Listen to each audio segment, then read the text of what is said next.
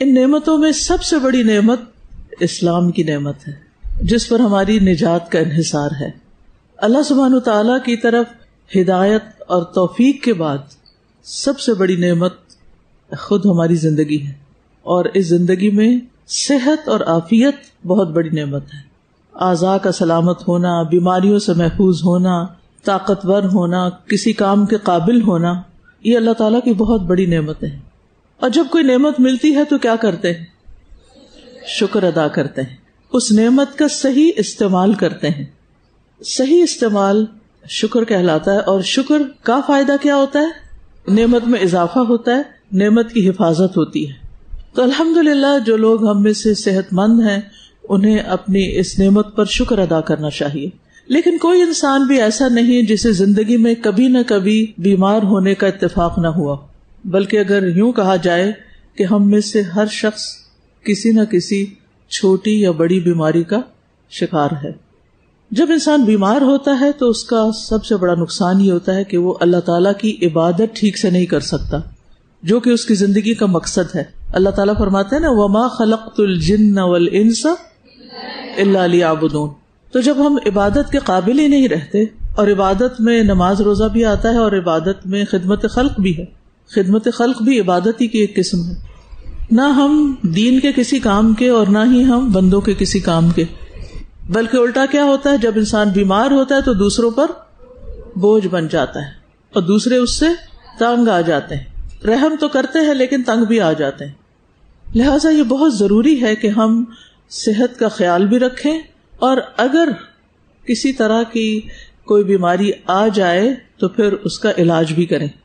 علاج کرنے میں کچھ تو مادی علاج ہوتے ہیں، جیسے کوئی دوا کھانا، کوئی اور ٹوٹکے وغیرہ کرنا۔ کچھ لوگ تو ڈاکٹر کے پاس نہیں جاتے، صرف ٹوٹکے وغیرہ کر کے اپنا علاج کر لیتے ہیں، لیکن یہ طریقہ علاج کافی نہیں۔ مومن اپنی بیماریوں میں دعا سے کام لیتا ہے، دعا سے فائدہ اٹھاتا ہے، اور شفا اور دعا کا آپس میں گہرا روحانی تعلق ہے۔ بندے کا کام ہے دعا مانگنا، اور اللہ کا کام ہے شفا دینا۔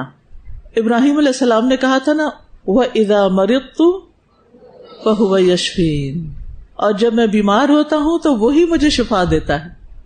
تو شفا کس کے ہاتھ میں ہے؟ اللہ تعالی کے ہاتھ میں۔ کیا ڈاکٹر بھی شفا دیتا ہے؟ اللہ کے اذن سے وہ علاج کرتا ہے۔ میں نے فلاں ڈاکٹر سے علاج کروایا، مجھے بہت فائدہ ہوا، یہ کہہ سکتے ہیں ہم، لیکن اس ڈاکٹر نے مجھے شفا دی یا اس ڈاکٹر کے ہاتھ میں شفا ہے؟ تو کسی کے ہاتھ میں نہیں ہے، سب کچھ اللہ کے ہاتھ میں ہے۔ لہٰذا ہمارا پورا یقین ہونا چاہیے کہ شفا اللہ ہی دیتا ہے، لہٰذا صرف دوا پر ہم نے انحصار نہیں کرنا۔ دوا کرنی ہے کیونکہ عقل و توکل، پہلے اپنا سبب اختیار کرے انسان اور پھر توکل بھی کرے، لیکن صرف دعا کو کافی نہ سمجھے۔ ایک ہی دوا ہوتی ہے، ایک انسان کو فائدہ دے جاتی ہے اور دوسرے کو نہیں دیتی، جبکہ دونوں کی بیماری ایک طرح سے ہوتی ہے۔ فرق کس چیز کا ہے؟ ایک کو اللہ نے شفا دی اور دوسرے کے بارے میں اللہ کا اذن نہیں تھا۔ لہٰذا ہمیں دعا مانگتے رہنا چاہیے، زندگی کے ہر مسئلے میں دعا مانگنی چاہیے، لیکن خاص طور پر شفا کے لیے۔ اور آپ دیکھیں کہ بیماریوں کی بھی کئی قسمیں ہیں نا، کچھ تو جسمانی بیماریاں ہوتی ہیں، لیکن کچھ ذہنی بیماریاں بھی ہوتی ہیں، روحانی بیماریاں بھی ہوتی ہیں، اور کچھ اخلاقی بیماریاں بھی ہوتی ہیں۔ تو بیماریوں کی تو بہت سی قسمیں ہیں، ہم ان اقسام کی طرف نہیں جائیں گے، لیکن بیماری کسی بھی قسم کی ہو، اس کی کوئی بھی نوعیت ہو، جسمانی ہو یا روحانی ہو، ان سب میں دعا فائدہ دیتی ہے۔ بلکہ کچھ بیماریاں تو ایسی ہیں کہ جن میں دعا کے علاوہ کوئی چیز فائدہ نہیں دیتی۔ دعا کا فائدہ کیا ہوتا ہے کہ جہاں انسان کو بیماری سے نجات ملتی ہے، وہاں دعا انسان کو اللہ کے قریب بھی کرتی ہے۔ دعا بذات خود ایک عبادت بھی ہے۔ تو دعا مانگنے کا صرف یہ مقصد نہیں کہ ہمیں شفا ہو جائے، بلکہ دعا کے ذریعے ہم ایک عبادت بھی کریں بیماری کی حالت میں بھی، ٹھیک ہے، اور پھر اللہ سبحانہ تعالیٰ کے ساتھ ایک تعلق بھی قائم کریں، پھر اللہ سبحانہ تعالیٰ کے سامنے ہم اپنی عاجزی کمزوری کا اظہار بھی کریں جو اللہ تعالیٰ کو پسند ہے۔ اور عبادت کی اصل بھی یہی ہے کہ انسان اس بات کا اظہار کرے کہ اللہ میں کچھ نہیں، تو ہی سب کچھ ہے، میرے ہاتھ میں کچھ نہیں، تو ہی ہر چیز کا مالک ہے، اور ہر چیز کی تدبیر بھی تو ہی کرتا ہے۔ لہٰذا دعا جہاں فائدہ دیتی ہے شفا کی صورت میں، یعنی اس سے شفا حاصل ہوتی ہے، وہاں یہ کہ انسان کو بیماری کے دوران پرسکون بھی کرتی ہے، یعنی دعا سے سکون بھی حاصل ہوتا ہے۔ تو دعا کے اندر بہت گہرائی ہے۔ انسان کو ایک کانٹا بھی چبھے نا، کوئی چھوٹی سی بھی تکلیف ہو، حتیٰ کہ ایک چھینک آئے تو کیا کرنا چاہیے؟ الحمدللہ کہنا چاہیے۔ کیوں؟ اس لیے کہ یہ سنت ہے، اس لیے کہ ہمیں بتایا گیا ہے کہ الحمدللہ کہنا ہوتا ہے۔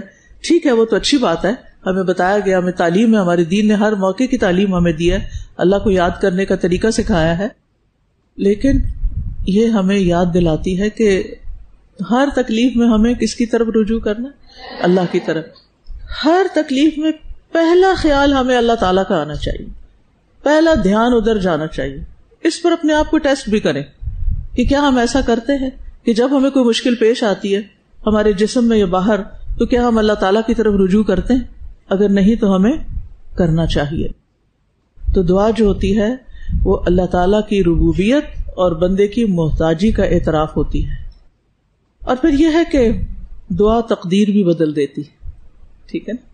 یعنی اگر آپ کو ڈاکٹرز جواب بھی دے جائیں کہ آپ کے مرض کا کوئی علاج ہے ہی نہیں، تو بھی آپ مایوس نہیں ہو سکتے اگر آپ دعا کر رہے ہیں، اگر آپ دعا سے کام لیتے ہیں۔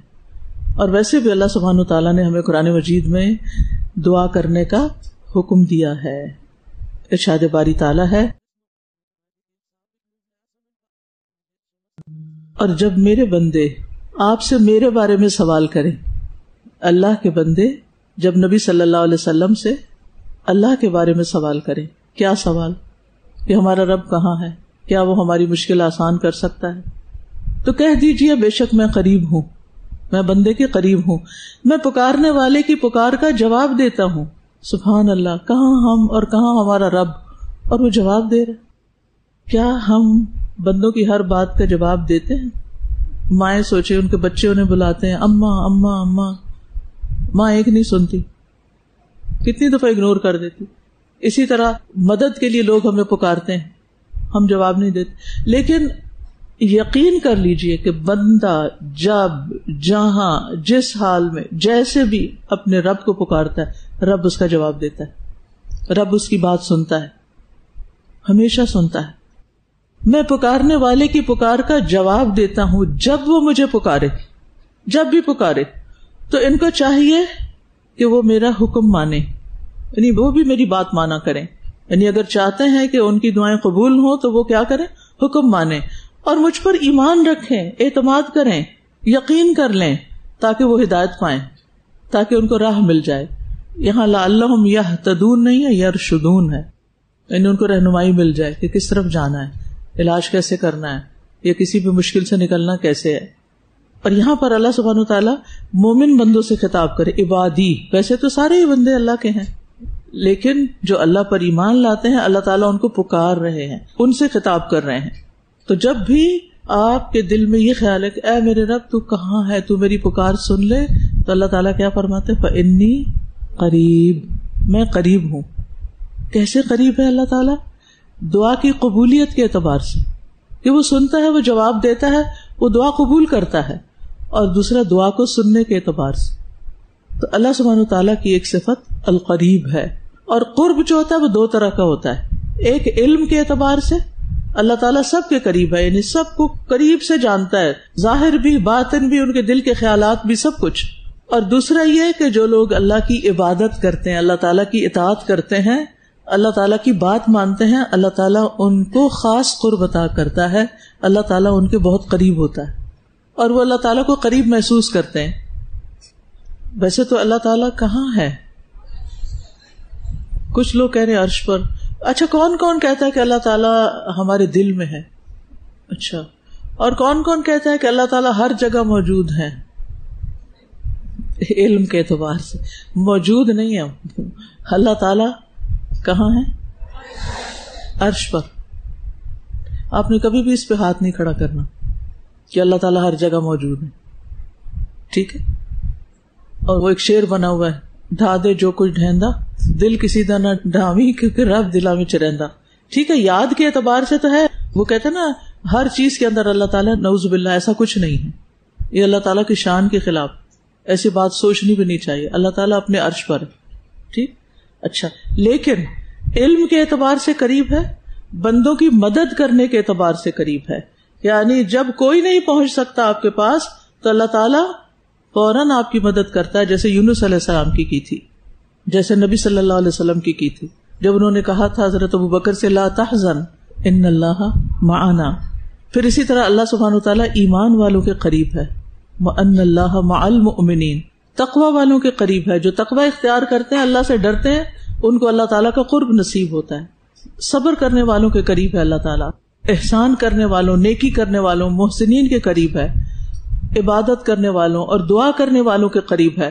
لہذا جب بھی آپ دعا کرتے ہیں تو آپ ضروری نہیں کہ بہت چلا کے کریں، زور زور سے کریں. اللہ سبحانہ وتعالیٰ آپ کے دل کی دعا بھی سن لیتا ہے، آپ کی سرگوشیاں بھی سن لیتا ہے، آپ کی مناجات، چپ کے باتیں بھی سن لیتا ہے. کیونکہ جو اللہ سبحانہ وتعالیٰ کی طرف توجہ کرتا ہے، اللہ سبحانہ وتعالیٰ اس کی طرف توجہ فرماتے ہیں. جو اللہ تعالیٰ کی طرف چل کے جاتا ہے، اللہ تعالیٰ اس کی طرف دوڑ کر آتے ہیں. پھر مختلف اوقات میں اللہ سبحانہ وتعالیٰ اور مختلف جگہوں پر اور زیادہ دعا قبول کرتے ہیں. تو اجیب دعوت الداعی اذا دعانی، یعنی دوسرے لفظوں میں دعا کبھی ضائع نہیں ہوتی، رائے گاہ نہیں ہوتی. یعنی دعا ایسی چیز ہے کہ جب بھی آپ کریں گے آپ کو فائدہ ہی ہوگا، اس کا کوئی نقصان نہیں. ہماری کتنی ہی باتیں ہوتی ہیں جو ہم بندوں سے کرتے ہیں اور بندے ان کو بھول جاتے ہیں، ان کو یاد نہیں کرتے، ان کو مذاق میں اڑا دیتے ہیں، ان کو اہمیت نہیں دیتے. لیکن جب بندہ اپنے رب سے بات کرتا ہے تو رب بڑی شان والا جو ہم سے بے نیاز ہے، اس کو ہماری ضرورت نہیں، وہ ہماری بات کو ضائع نہیں کرتا، رائے گاہ نہیں کرتا.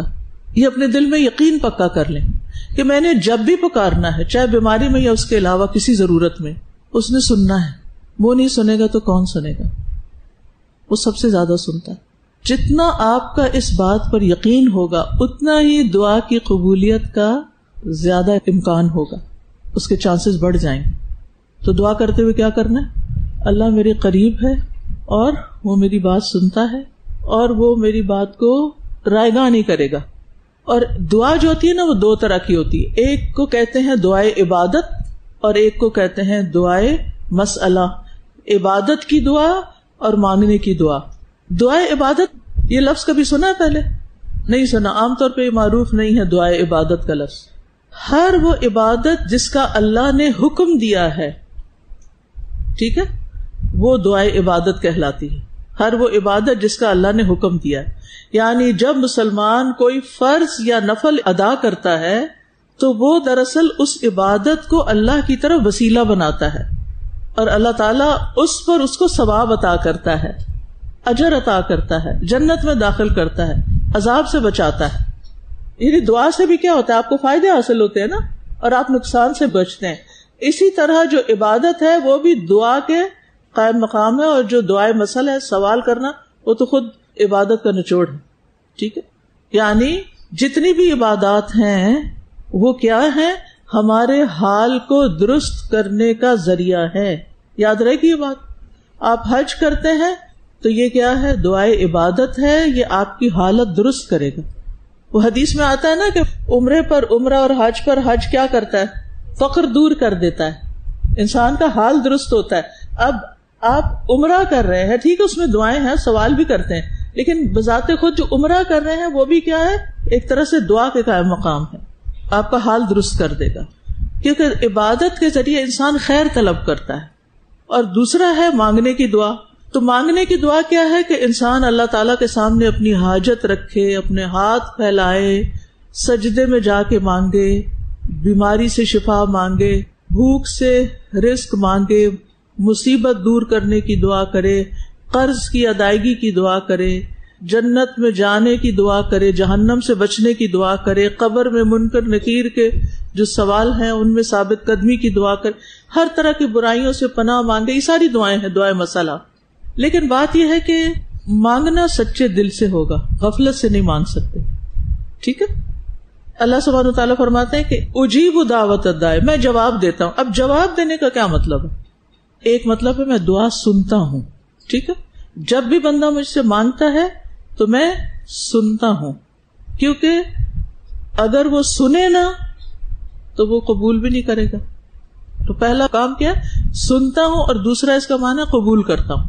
یعنی انسان جس چیز کا سوال کرتا ہے، جو چیز اللہ سے مانگتا ہے، اللہ سبحانہ تعالیٰ وہ اس کو عطا کرتا ہے. اسی سے اللہ سبحانہ تعالیٰ کا ایک نام ہے المجیب. المجیب، مجیب وہ ہوتا ہے جو دعا قبول کرتا ہے، لاچار کی پکار قبول کرتا ہے. جب شدید محتاج اس کو پکارتا ہے تو وہ اس کی مدد کرتا ہے، اپنے بندوں کی تکلیفوں کو دور کرتا ہے. اور بندہ تو ہے ہی محتاج. قرآن مجید میں آتا ہے نا، یا ایھا الناس انتم الفقراء الی اللہ، اے لوگو تم سب اللہ کے محتاج ہو، سب کے سب ضرورت مند ہو. بڑے سے بڑا جو بادشاہ ہے وہ بھی کیا ہے؟ محتاج ہے، اللہ کا ضرورت مند ہے. تو ہر ایک کو اللہ تعالیٰ کی ضرورت ہے. اور پھر اگر ضرورت ہے تو پھر مانگنا بھی اسی سے چاہیے. اگر ہم محتاج ہیں تو پھر ہمیں سوال کرنا ہوگا، ہمیں دعا کرنی ہوگی. اچھا یہ بتائیے کہ دعا صرف انسان کرتے ہیں یا کوئی اور بھی کرتا ہے؟ کوئی دلیل دیجئے مجھے اس پر. کیا صرف انسان ہی دعا کرتے ہیں یا کوئی اور بھی کرتا ہے؟ فرشتے دعا کرتے ہیں، شابش. اور چیونٹیاں بھی دعا کرتی ہیں، اور سمندر کی مچھلیاں بھی دعائیں کرتی ہیں. کس کے لیے؟ آپ لوگوں کے لیے جو خیر کی تعلیم دیتا ہے، طالب علم کے لیے بھی. اور کون دعا کرتا ہے؟ چیونٹیاں اور مچھلیاں تو وہ حدیث میں آ گیا. کل قد علم صلاتہ و تسبیحہ. دیکھیے ایک آیت یاد کر لیجیے، سورۃ الرحمن میں آتا ہے یسألہ من فی السماوات والارض کل یوم ھو فی شأن. تو پھر کون رہ گیا باقی؟ صرف چیونٹیاں مچھلیاں نہیں. یسألہ من فی السماوات، آسمانوں میں جو بھی مخلوق ہے. ہمیں تو صرف فرشتوں کو پتا ہے نا، اس کے علاوہ بھی جو کوئی ہے وہ سب سوال کرتے ہیں اللہ سے. والارض، اور جو زمین میں وہ سارے کے سارے وہ سب سوال کرتے ہیں. اب آپ دیکھیے کہ جو اللہ سے نہیں مانگتا، جو سوال نہیں کرتا، وہ کتنا محروم ہے. وہ رب جس سے سب مانگ رہے ہیں، سب کے سب اس سے سوال کر رہے ہیں. انسان ایسا متکبر ہے کہ وہ اللہ کے آگے ہاتھ نہ پھیلائے. ہر روز وہ ایک نئی شان میں. اس کا کیا مطلب ہے؟ اس کا مطلب ہے کہ اگر آج آپ نے دعا کی اور آپ کو لگا کہ ابھی جواب نہیں آیا تو پھر کیا کریں؟ مایوس نہ ہو سکتا ہے کہ کل کا دن ہو آپ کے جواب کا. ہر چیز کا ایک وقت ہے نا، وہ اپنے وقت پر ہوگی. لہٰذا منزل کے قریب پہنچنے تک یا مقصد کو پا لینے تک کیا کریں؟ دعا کرتے رہیں. آدم علیہ السلام نے دعا کی تھی، جی ہاں. نوح علیہ السلام نے دعا کی تھی. یاد آ رہی ہے نا دعائیں؟ میں مینشن نہیں کروں گی اس وقت. یعنی کہ پہلے انسان اور پہلے پیغمبر سے دعا شروع ہوئی. اولو العزم پیغمبروں نے دعا کی. نوح علیہ السلام، ابراہیم علیہ السلام، موسیٰ علیہ السلام، عیسیٰ علیہ السلام، محمد صلی اللہ علیہ وسلم. ان سب کی دعائیں ہیں نا قرآن میں. سب کے سب نے دعا کی. اور اللہ تعالیٰ کو مجھے پکارو، مجھ سے دعا مانگو، میں تمہاری دعا قبول کروں گا. یہ وعدہ کون کر رہا ہے؟ اللہ تعالیٰ. پورا کرے گا نا. یقین پیدا کریں اپنے اندر، ٹھیک ہے. بے شک وہ لوگ جو میری عبادت سے، یعنی یہاں دعا مطلب ہے تکبر کرتے ہیں، یعنی دعا نہیں مانگتے. اللہ تعالیٰ کو تو پتا ہے ان قریب وہ ذلیل ہو کر جہنم میں داخل ہوں گے. تو اس سے کیا پتہ چلتا ہے کہ جو دعا نہیں مانگتا اللہ تعالیٰ اس کو پسند نہیں کرتے. یعنی دعا نہ مانگنا محرومی ہے، بدبختی ہے، کوئی معمولی گناہ نہیں ہے، تکبر کی علامت ہے. اللہ تعالیٰ کا حکم ہے کہ مانگو. وقال ربکم ادعونی، مجھ سے مانگو، مجھے پکارو. کیونکہ دعا اللہ تعالیٰ کے ساتھ ایک کمیونیکیشن بھی ہے نا. کمیونیکیشن ایک کنیکشن کا ذریعہ ہوتا ہے، ایک تعلق کا ذریعہ ہوتا ہے. دعا کے ذریعے آپ کا اللہ تعالیٰ کے ساتھ ایک تعلق بنتا ہے. اور اللہ تعالیٰ پریشان حال لوگوں کی دعائیں سنتا بھی ہے. ایک شخص رسول اللہ صلی اللہ علیہ وسلم کے پاس آتا ہے، پوچھتا ہے آپ کن چیزوں کی دعوت دیتے ہیں، یعنی آپ کا دین کیا ہے؟ آپ نے فرمایا میں اللہ کی طرف دعوت دیتا ہوں، یعنی لوگوں کو اللہ سے جوڑتا ہوں جو ایک ہے، اکیلا ہے. وہ اللہ کہ جب تم پر کوئی مصیبت آتی ہے اور تم اسے پکارتے ہو تو وہ تم سے مصیبت دور کر دیتا ہے. دیکھیے اللہ تعالیٰ کا تعارف کیسے کرا رہے. اگر ہم سے کوئی پوچھے کہ اللہ تعالیٰ کون ہے، دین کیا ہے تمہارا، ہم کیا جواب دیں گے؟ دعویٰ کا طریقہ، کسی کو اسلام کی طرف بلانے کا طریقہ بھی سنت سے سیکھیں، نبی صلی اللہ علیہ وسلم کی سیرت سے سیکھیں کہ آپ نے لوگوں کو اللہ تعالیٰ کی پہچان کیسے کروائی. آپ دیکھیے کہ ہر شخص کی زندگی میں کوئی نہ کوئی تکلیف، کوئی نہ کوئی مصیبت اور پریشانی ہوتی ہے، وہ اس کا حل چاہتا ہے. تو آپ نے اس کو رب کا تعارف کیا کروایا کہ رب وہ ہے کہ جب تم پہ کوئی مصیبت آتی ہے اور تم اسے پکارتے ہو تو وہ تمہاری مصیبت دور کر دیتا ہے. اچھا وہ ہے رب، اتنا اچھا رب ہے. جب تم کسی بیابان اور جنگل میں راستہ بھول جاؤ اور تم اس سے دعا کرو تو وہ تمہیں واپس پہنچا دیتا ہے. دعا کے ذریعے تمہیں راستہ مل جاتا ہے. اس سے کیا پتہ چلتا ہے کہ ضروری نہیں کہ انسان جنگل بیابان میں ہی گھومے. بعضوں کا زندگی کے سفر میں انسان کو نہیں سمجھ آتی کہ وہ کیا کرے, تو اللہ تعالیٰ دعا کی وجہ سے اس کو راستہ دکھا دیتا ہے. اور جب تم قحط سالی میں مبتلا ہوتے ہو اور تم دعا کرتے ہو تو تم پر پیداوار ظاہر کر دیتا ہے, وہ تمہاری فصلیں اگا دیتا ہے. اس شخص کا ذہنی لیول ایسا ہی ہوگا نا, اور اس کو ایسا ہی رب چاہیے کہ جو یہ سب مشکلیں اس کی آسان کرے.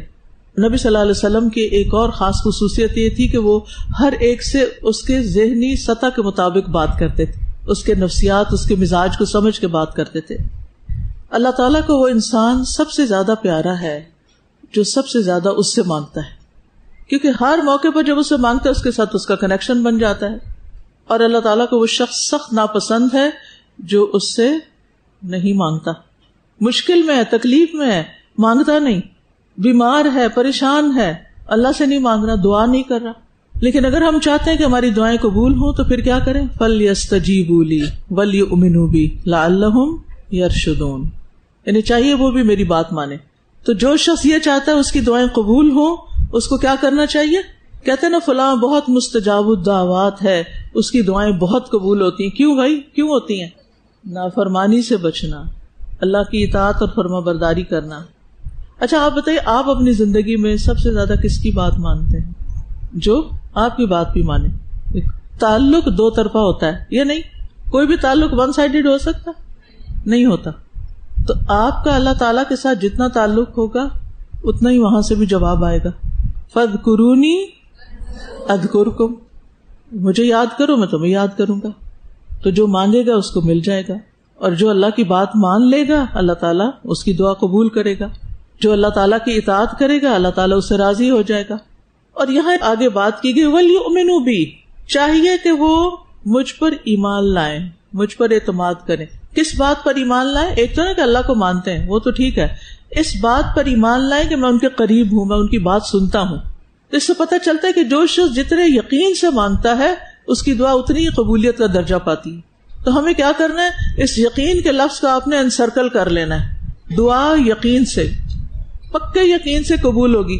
شیطان کا بہت بڑا وار ہوتا ہے, وہ دل میں یہی وسوسہ ڈالتا ہے تم بڑی گناہگار ہو, تمہاری دعا قبول نہیں ہونی. لہٰذا اس نے انسانوں کو کون سے راستے دکھا دیا کہ تمہاری نہیں قبول ہوگی, لہٰذا تم اب پیر فقیر کے پاس جاؤ, اگر زندہ ہیں تو, اور اگر مر گئے تو بھی انہی کے پاس جاؤ. اس سے بھی بڑی عقل ماری جا سکتی کسی انسان کی کہ وہ مردہ کو پکار رہا ہے اس زندہ عالی شان رب کو چھوڑ کر. حیرت کی بات نہیں؟ آپ کو کیسا لگتا ہے ذرا سوچیں. یعنی جو لوگ بھی قبروں پہ جاتے ہیں دعائیں کرنے کے لیے, وہ کس کو پکار رہے ہیں؟ اس کو جو اپنے کام نہیں آ سکا, جو مٹی کے نیچے دبا پڑا ہے, اس کو خوش کرنے کے لیے چادریں چڑھا رہے ہیں, پھول ڈال رہے ہیں, پیسے ڈال رہے ہیں, دھمال ڈال رہے ہیں, کھانے کھلا رہے ہیں, وہاں پر پتہ نہیں کیا کیا کر رہے ہیں. پچھلے دنوں ایک چھوٹا سا سروے کسی کا میں نے دیکھا, وہ کوئی کلندر صاحب ہیں, ان کا کوئی مزار ہے, تو وہاں پر جو لوگ گئے ہوئے تھے تو ان سے پوچھا کہ آپ یہاں کیا کرنے آئے, کیوں آئے ہیں؟ تو ان کے پاس کوئی جواب نہیں تھا. وہ کہتے تھے کہ ہمارے بڑے ایسے ہی کرتے تھے اس لیے ہم آ گئے. مشرکین مکہ بھی تو یہی کہتے تھے نا, وجدنا علیہ آبانا.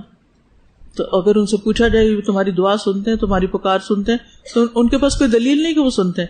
کوئی ایک جگہ قرآن پاک میں دکھا دیں, کوئی حدیث میں دکھا دیں, عقل سے سوچ کے بتا دیں کہ کہیں یہ لکھا ہو کہ دعا کرنے کے لیے مردے کے پاس جاؤ. ہے کہ ماننے والی بات؟ آپ کا دل کیا کہتا ہے؟ آپ کے بھی کوئی نہ کوئی جان پہچان والے لوگ مشکلات میں جاتے ہوں گے. کہاں؟ درباروں کا. پتہ نہیں دربار کیوں نام رکھا ہوا ہے, قبر کا نام دربار رکھ دیا. دربار تو بادشاہوں کے ہوتے ہیں, تو اس لیے وہ ان کو بادشاہ سمجھتے ہیں. مرنے کے بعد تو بادشاہوں کے تاج بھی اتر جاتے ہیں. چلے بادشاہی مان لیں ان کو, نیک لوگ تھے, آپ کے نزدیک وہ بادشاہ ہو گئے, ٹھیک ہے. لیکن کیا کوئی جواز بنتا ہے کہ ان سے جا کے مانگے؟ بنتا ہے؟ نہیں بنتا. لہذا ہمیں مانگنا صرف ایک ذات سے چاہیے, اور وہ ہے اللہ کی ذات. اور جب انسان اللہ سے مانگتا ہے اور یقین کے ساتھ مانگتا ہے تو پھر کیا ہے؟ لعلہم یرشدون. یہ جو رشد لفظ ہے نا, یہ بھی بڑا اہم. رشد کا ایک معنی ہوتا ہے اچھا معاملہ کرنا, ٹھیک ہے. یعنی جو اللہ پر ایمان لاتا ہے, اللہ کی بات مانتا ہے, اس کا معاملہ سب لوگوں سے بہتر ہوتا ہے. اس نے صحیح راہ اختیار کر لی ہوتی ہے, اسے خیر کی توفیق دے دی جاتی ہے, ہدایت دے دی جاتی ہے, اس کے کام آسان کر دیے جاتے ہیں. وَمَن يَتَّقِ اللَّهَ يَجْعَل لَّهُ مِنْ أَمْرِهِ يُسْرًا. اللہ تعالیٰ فرماتے ہیں فَأَمَّا مَنْ آتَى وَاتَّقَى وَصَدَّقَ بِالْحُسْنَى فَسَنُيَسِّرُهُ لِلْيُسْرَى. بس وہ جس نے دیا اور پھر تقوی اختیار کیا, نافرمانی سے بچا, اس نے سب سے اچھی بات کو سچ مانا, تو یقیناً ہم اسے آسان راستے کی سہولت دیں گے, یعنی اس کے لیے آسانیاں کر دیں گے, یعنی ان کو راہ مل جائے. لعلہم یرشدون, یعنی ان کو راستہ مل جائے گا, اچھے ڈاکٹر کا پتہ چل جائے گا, اچھے ہاسپٹل کا پتہ چل جائے گا, یعنی سبب بن جائے گا, کوئی صحیح والی دوا مل جائے گی, صحیح تشخیص ہو جائے گی. آپ کو پتہ ہے دنیا میں بہت ساری ڈیتھس, اب مجھے صحیح ایگزیکٹ فگر یاد نہیں, صرف ڈاکٹروں کی غلط تشخیص اور غلط علاج کی وجہ سے ہوتی ہیں, کیونکہ ہم سارا بھروسہ انہیں پہ کر لیتے ہیں اور ان کو سمجھ نہیں آتی کرنا کیا ہے, اور مریض دن بدن بگڑتا چلا جاتا ہے کیونکہ سمجھ نہیں آتی علاج ہے کیا.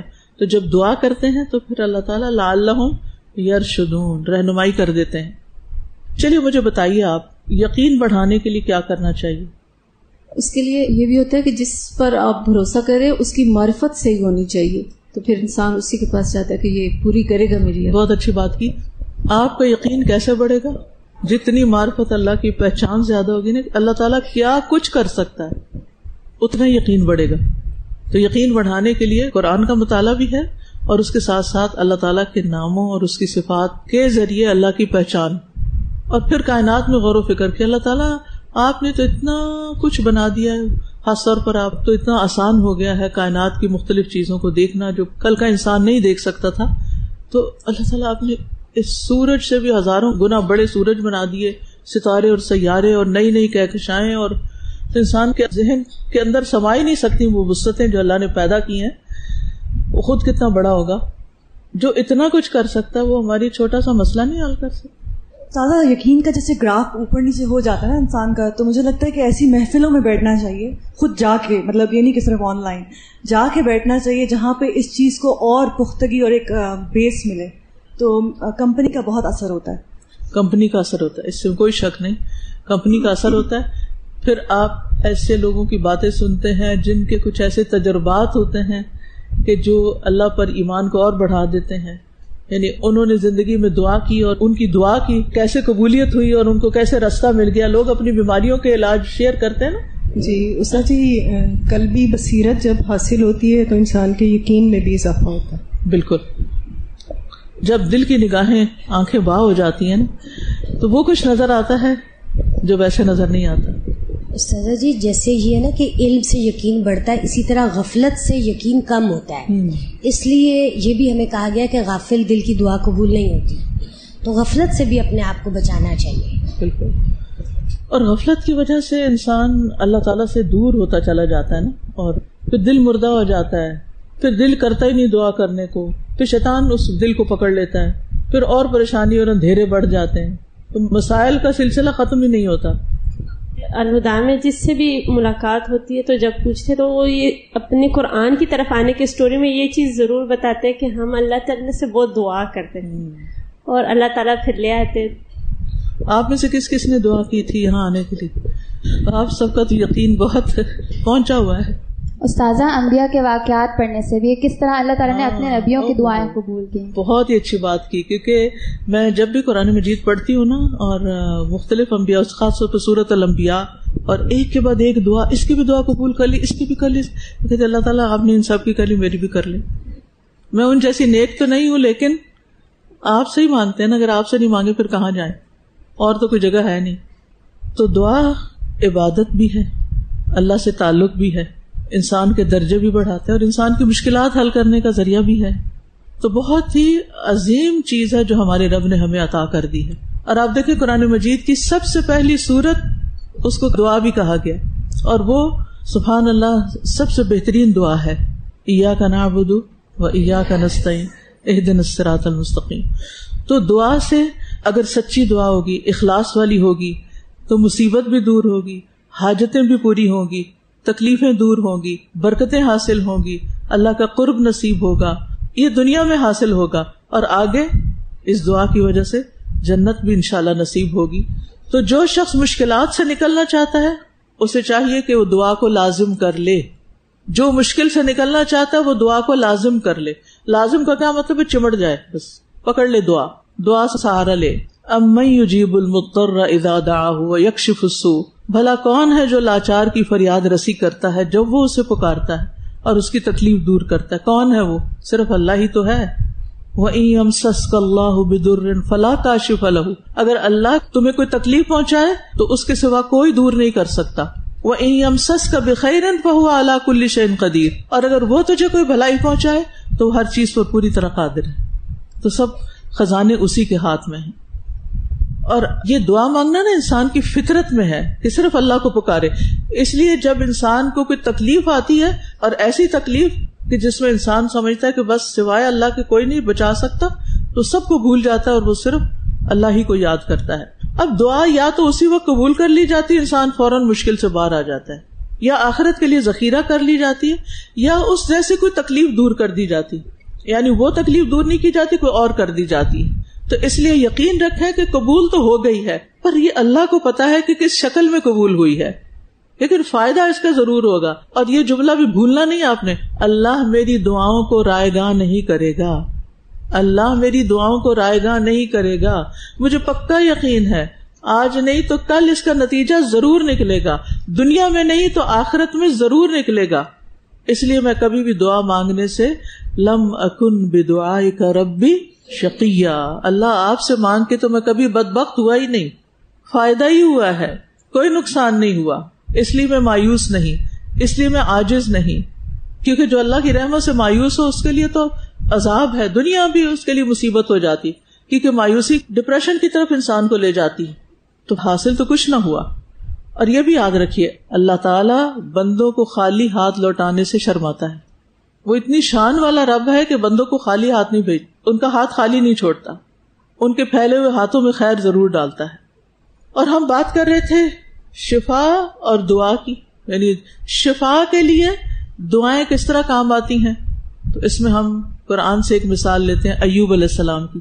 وہ بیمار ہو گئے تھے نا، ان کی بیماری کس طرح دور ہوئی تھی؟ دعا سے.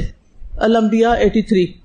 وہ رب کو پکارا کہ بے شک مجھے تکلیف پہنچی ہے اور تو رحم کرنے والوں میں سب سے زیادہ رحم والا ہے. تو ہم نے اس کی دعا قبول کر لی، بس اسے جو بھی تکلیف تھی دور کر دی، اور اسے اس کے گھر والے اور ان کے ساتھ ان کی مانند اور عطا کر دیے اپنے پاس سے رحمت کے لیے اور ان لوگوں کی یاد دہانی کرنے کے لیے جو عبادت کرنے والے ہیں. یعنی جتنے بھی عبادت گزار ہیں ان سب کے لیے ایک خوشخبری ہے، پیغام ہے. ابن قیم کہتے ہیں مصیبت کو ٹالنے اور اپنا مقصد حاصل کرنے میں دعا قوی ترین اسباب میں سے ایک سبب ہے. یہ تمام دوائیوں سے زیادہ مفید ہے، ساری میڈیسن سے زیادہ مفید ہے، یہ آزمائشوں کی دشمن ہے. کتنا خوبصورت جملہ ہے نا یہ، دعا آزمائشوں کی دشمن ہے، یہ آزمائشوں کو دور دھکیلتی ہے، ان سے زور آزمائی کرتی ہے، ان کو واقع ہونے سے روکتی ہے، اور جو واقع ہو چکی ہیں ان کو ختم کر دیتی ہے یا ان کو ہلکا کر دیتی ہے. یہ مومن کا ہتھیار ہے. دعا ان مصیبتوں میں بھی فائدہ دیتی ہے جو اتر چکی ہیں، اور ان کو بھی جو نہیں اتری وہ ان کو پیچھے دھکیلتی ہے، واپس جاؤ. دعا علاج کی ایک قسم ہے، یعنی دعا علاج ہے. نبی صلی اللہ علیہ وسلم کا ہم دیکھتے ہیں کہ بیماریوں سے علاج 3 قسم کا ہوتا تھا، قدرتی ادویات کے ساتھ اور الہی ادویات کے ساتھ، اور دونوں کا مرکب، یعنی دعاؤں کے ساتھ، دواؤں کے ساتھ، اور دونوں کو ملا کر. اور بیماری میں دعا کی بہت تاثیر ہے، اور اس پر ہم دیکھتے ہیں کہ ریسرچز بھی ہوئی ہیں کہ جن مریضوں کے لیے دعا کی گئی ان کو ان کے مقابلے میں جلدی شفا حاصل ہوئی جن کے لیے دعائیں نہیں تھیں. لیکن کون سی چیز ہمیں مایوس کر دیتی ہے کہ میں نے بہت دعائیں کر لی، وہ فلاں نے بھی کی تھی لیکن وہ فوت ہو گیا. اس طرح کی باتیں ہوتی ہیں نا، سننے میں آتی، کوئی فائدہ نہیں دعا کرنے کا، بہت کر لی ہے. یہ شیطانی جملے ہوتے ہیں. شیطان ایسی باتیں سجھاتا ہے جو ہمارا دشمن ہے تاکہ یہ خیر سے محروم ہو جائے. ایک بات. دوسری بات یہ ہے کہ اللہ سبحانہ و تعالی بندے کی دعا رد تو نہیں کرتا، لیکن اس کا بدلہ اس صورت میں دیتا ہے جو زیادہ اس کے لیے فائدہ مند، کبھی وہی کر کے جو اس کو چاہیے اور کبھی اس سے بہتر عطا کر کے. اور کتنی ہی مصیبتیں ہماری دعاؤں کی وجہ سے ٹل جاتی. بعض اوقات ہوتا ہے نا کہ آپ گاڑی چلا رہے ہوتے ہیں اور بالکل قریب پہنچ جاتے ہیں اور آپ کہتے اللہ نے بچا لیا. آپ کو نہیں پتا ہوتا، ہو سکتا ہے وہ آپ کی کسی دعا کی وجہ سے ہو. اللہ کو پتا تھا اس کو یہ نہیں دینا، اس کے بدلے یہ دینا ہے، کیونکہ یہ مانگ رہا ہے اور یہ عبادت کر رہا ہے. تو کبھی اللہ تعالیٰ اس سے بہتر عطا کرتا ہے جو ہم نے مانگا ہوتا ہے. حضرت مریم کی جو والدہ تھیں، انہوں نے کس کی دعا کی تھی؟ تو کیا ملا؟ ایسی کوئی بیٹی دنیا میں آئی؟ ان کو تو نہیں پتا تھا کہ میری بیٹی کی کیا شان ہوگی، اس کا نام قرآن میں ہوگا، قیامت تک اس کو یاد رکھا جائے گا. وقتی طور پہ ان کو فیل ہوا ہوگا. وَلَيْسَ الذَّكَرُ كَالْأُنثَىٰ، اللہ نے جواب دے دیا. اس لیے ہماری دعاؤں کے نتیجے میں جو بھی فیصلہ ہمارے سامنے آئے، جو بھی قبولیت کا طریقہ سامنے آئے، تو کیا کرنا چاہیے؟ قبول کر لینا چاہیے. انسان کی ہیپینس اس کی ایکسپٹنس میں ہے، اللہ کے فیصلوں پہ راضی ہونا. آپ کو نہیں معلوم ایک دروازہ بند ہوا تو دوسرے کسی دروازے سے آپ کہاں پہنچنے والے ہیں، لیکن یہ ہے کہ اگر ہم چاہتے ہیں کہ اللہ سبحانہ و تعالیٰ ہماری دعائیں قبول کرے تو پھر پورے اخلاص کے ساتھ، توجہ کے ساتھ، قبولیت کے یقین کے ساتھ، خشوع و خضوع کے ساتھ، عاجزی کے ساتھ، تکرار اور اصرار کے ساتھ دعائیں کریں. تکرار اور اصرار، ٹلنا نہیں، پیچھے نہیں ہٹنا، شیطان کے وسوسوں کا شکار نہیں ہونا. ہاتھ اٹھا کے، آپ کو پتا نا نبی صلی اللہ علیہ وسلم نے بعض وقت کتنا اونچا ہاتھ اٹھایا، اتنا کہ آپ کے بغلوں کی سفیدی نظر آنے لگی. ہم نے تو کبھی نہیں اٹھایا، ہم ایسے کر کے ہاتھ پہ ہاتھ رکھ کے مٹھی بند کر کے دعا کرے. پھر دعا کے آداب بھی ہمیں پتہ ہونے چاہیے. اسماء حسنیٰ کو وسیلہ بنا کے دعا کریں، اس سے بھی قبولیت ہوتی ہے. ابو درداء جو تھے وہ کہتے ہیں کہ اللہ مومنوں پہ رحم فرمائے، اور اس کے بعد صرف کہتے تھے ربنا ربنا ربنا. بس دعا کرنے کے بعد ایک دفعہ مانگ لیتے کہ ربنا ربنا ربنا، صرف اللہ کا نام پکارتے رہتے. کوئی بھی نام آپ پکار سکتے ہیں. پھر اپنے نیک اعمال کو وسیلہ بنا کے بھی دعا کی جا سکتی ہے. اپنے گناہوں کا اعتراف کر کے بھی، لا الہ الا انت سبحانک انی کنت من الظالمین، ربنا ظلمنا انفسنا وان لم تغفر لنا وترحمنا لنکونن من الخاسرین. پھر دعا میں جلد بازی نہیں کرنی چاہیے، اور حلال روزی کا بھی اہتمام کرنا چاہیے. اور پھر یہ کہ دعا کی ایک تاثیر اس لحاظ سے بھی بہت ہوتی ہے کہ اس میں انسان مثبت جملے بولتا ہے، مثبت بات کرتا ہے. آپ کو پتہ نہیں جو الفاظ ہمارے منہ سے نکلتے ہیں ان کی تاثیر ہوتی ہے. کوئی آپ کو ایک اچھا سا خوبصورت جملہ بولتا ہے، اچھی سے کوئی بات کرتا ہے. پوئٹری پر آپ کیوں اتنی واہ واہ کرتے ہیں؟ کیونکہ وہ ایک ہی بات کہنے کا انداز بڑا خوبصورت ہوتا ہے. تو ایک معمولی سی بھی بات اگر خوبصورت انداز میں کہی جائے تو اس کی ویلیو بڑھ جاتی ہے. ٹھیک ہے نا؟ تو ابھی جیسے میں پاکستان آئی ہوں نا، تو سرپرائز دیا تھا میں نے کہ چلے سب کو خوش کروں گی. کچھ لوگ تو بہت خوش ہوئے، تو بہت اچھا کیا، لیکن کچھ جملے نیگیٹو بھی تھے. انہوں نے بم پھوڑا آ کے. یہ مثبت جملہ یا منفی؟ منفی ہے نا؟ کیا واقعی میں نے بم پھوڑا آ کے؟ یعنی کہ وہ بے سوچے سمجھے منہ سے نکالتے نا ہم. بات تو سرپرائز کی تھی، لیکن ہم کسی بھی سرپرائز پر ایسے باتیں کرتے ہیں. ہمیں اپنے گفتگو کا انداز بدلنا ہے، منفی سے مثبت کی طرف آنا ہے. ساری زندگی میں دعاؤں کی تاثیر کب زیادہ ہوتی ہے؟ جب اس میں ہم مثبت انداز اختیار کرتے ہیں. یعنی بیمار پر دعا کا فائدہ کیا ہوتا ہے؟ کیونکہ وہ مثبت چیز بار بار خود بول رہا ہوتا ہے یا کوئی اس کے اوپر دم کر رہا ہوتا ہے. اب جب کوئی رقیہ کرتا ہے آپ کا تو وہ کیا کر رہا ہوتا ہے؟ اللہ تعالیٰ کا کلام پڑھ رہا ہوتا ہے. اور اللہ تعالیٰ کے کلام سے زیادہ کوئی مثبت چیز ہو سکتی؟ نہیں ہو سکتی. اس پر میں ایک ریسرچ پڑھ رہی تھی، اس کا خلاصہ یہ ہے کہ منفی سوچیں، منفی ذہن ہمارے دماغ، جسم اور رویے پر گہرا اثر ڈالتی ہیں. منفی سوچ، نیگیٹو تھنکنگ. اور ہماری نیگیٹو تھنکنگ دو وجہ سے ہوتی ہے. ایک شیطانی وسوسے. شیطان کیا کرتا ہے؟ الذی یوسوس فی صدور الناس من الجنۃ والناس. جن بھی ہوتے ہیں یعنی شیطان بھی ہوتے ہیں، اور کچھ لوگ ہوتے ہیں ہماری زندگی میں، وہ ہر بات کو الٹا دیکھتے ہیں، ہر چیز کو نیگیٹو دیکھتے ہیں. وہ صرف اس نیگیٹیوٹی کو اپنے تک نہیں رکھتے. کیا کرتے ہیں؟ اس نے تو مر ہی جانا ہے، یہ تو ٹھیک نہیں ہونے والا، یہ بیماری لا علاج ہے. مریضوں کے پاس جا کے ایسی باتیں کر رہے ہوتے ہیں. تو اللہ ایسے انسانوں سے ہمیں بچا کے رکھے، پناہ میں رکھے، جو ہمارے ذہن میں کوئی بھی منفی بات ڈالیں، کیونکہ اس کا نقصان ہمارے رویوں پر، ہمارے ذہن پر، ہمارے جسم پر بھی ہوتا ہے. منفی سوچوں سے بیماریاں بڑھتی ہیں، ڈپریشن، بے چینی، خوف اور بے اعتمادی پیدا ہوتی ہے. کانفیڈنس لوز کر جاتا ہے انسان. اور کہتے ہیں کہ اگر مسلسل منفی سوچتا ہے انسان تو دماغ کا نیورولوجیکل توازن بھی متاثر ہو جاتا ہے. اسی طرح کہتے ہیں کہ اس سے جسم میں کورٹیزول ہارمون جو ہے دباؤ پیدا کرنے والا اسٹریس ہارمون وہ بڑھتا ہے، جس کی وجہ سے پھر بلڈ پریشر بڑھ جاتا ہے، نیند کی خرابی ہو جاتی ہے، رویے مختلف ہو جاتے ہیں، انسان دوسرے انسانوں کے ساتھ لڑنا جھگڑنا شروع کر دیتا ہے. آپ نے دیکھا ہوگا بیمار لوگ کتنے چڑچڑے ہو جاتے ہیں نا، اور خاص طور پر جب ان کو یہ ہو نہ اس دوا نے اثر کیا نہ اس نے کیا تو پھر وہ کہتے ہیں بس مجھ سے بات نہ کرو، چلے جاؤ یہاں سے. آپ نے دیکھو کہ کئی بیمار جو ڈاکٹرز تک کو ڈانٹ رہے ہوتے ہیں.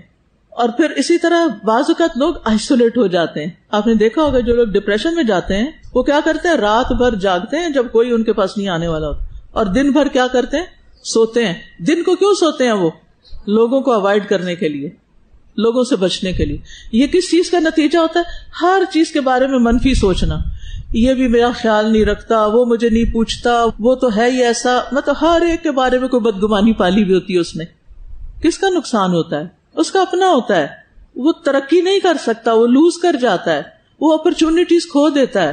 بیمار صحت مند نہیں ہو سکتا اگر وہ منفی سوچتا رہے اور اس کو کوئی سوچواتا رہے تم ٹھیک نہیں ہو سکتے. پھر اسی طرح آپ دیکھیے کہ ان ساری چیزوں کا علاج مثبت سوچ کے ساتھ، یعنی بیماریوں کا علاج مثبت سوچ کے ساتھ ہو سکتا ہے، اور قرآن سے بڑھ کر کوئی چیز نہیں جو آپ کو مثبت سوچ دیتی ہے. انشاءاللہ آگے ہم بات کریں گے کہ اللہ تعالیٰ نے شفا کے لیے جو 4 آیتیں قرآن میں بیان کی ہیں ان میں سے 3 جو ہے وہ قرآن سے متعلق ہیں. کہ قرآن جو ہے نہ صرف اس کے حروف، اس کی آیات، اس کے معنی، بلکہ اوور آل چونکہ اللہ کا کلام ہے تو مثبت ہی مثبت ہے، وہ ہمارے اوپر مثبت اثرات بھی ڈالتا ہے. اور آپ دیکھیے کہ جب ہمارے جسم میں ایسے ہارمونز پیدا ہوتے ہیں نا جس سے ہماری امیونٹی لو ہوتی ہے تو پھر ہم بیماریوں کا مقابلہ بھی نہیں کر سکتے.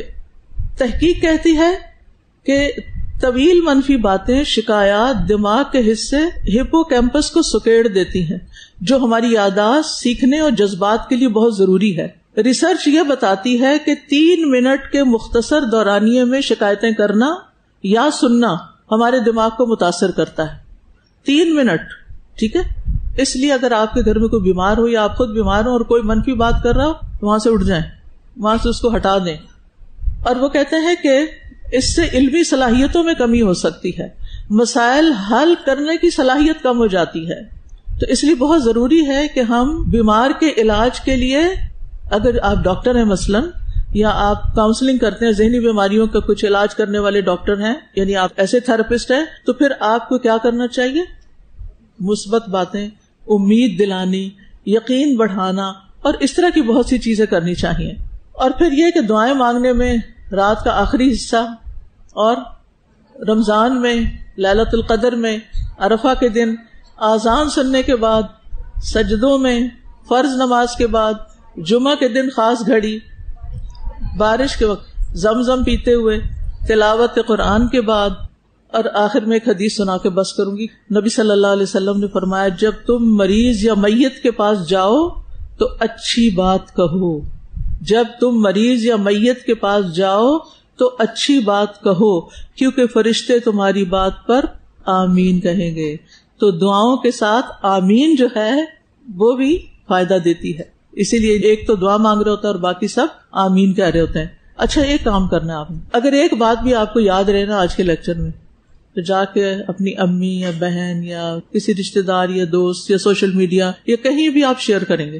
اس سے فائدہ کیا ہوگا؟ خیر پھیلے گی. اس کا ثواب کس کو ملے گا؟ آپ کو ملے گا جس نے وہ خیر آگے بانٹ. جزاکم اللہ خیرا. سبحانک اللہم و بحمدک، اشہد ان لا الہ الا انت، استغفرک و اتوب الیک. السلام علیکم و رحمۃ اللہ وبرکاتہ.